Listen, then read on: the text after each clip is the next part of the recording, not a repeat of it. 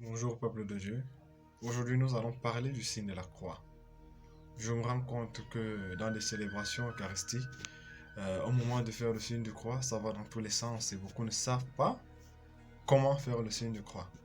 Alors, premièrement, qu'est-ce que le signe de la croix? Le signe de la croix, je peux dire, c'est une profession de foi contractée. C'est l'identité, la carte d'identité du chrétien qui dit, oui, je reconnais que je suis chrétien. Oui, je reconnais que Jésus-Christ il est mort sur la croix pour nous sauver. Euh, oui, je reconnais qu'il est ressuscité. Il est mort, il est monté aux cieux et est assis à la droite de Dieu le Père. Lui, il vient juger les bons et les morts.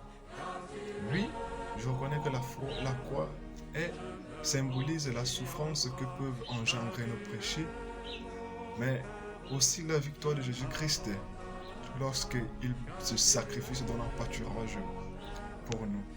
Voilà déjà d'abord ce que c'est que le signe de la croix. Comment faire le signe de la croix? C'est simple. Le signe de la croix lorsque nous traçons le signe de la croix, ça doit justement euh, dessiner la croix du Christ.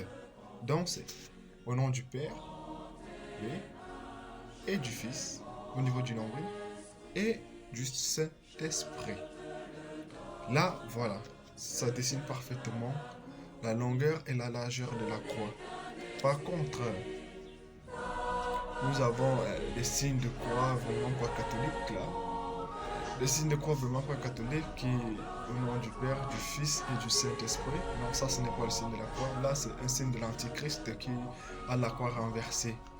Donc, chers frères et sœurs, c'est un peu ça que je voulais partager avec vous aujourd'hui. Donc, soyons prudents et sachons faire notre signe de croix, notre signe de la croix. Et bonne journée, que Dieu vous bénisse.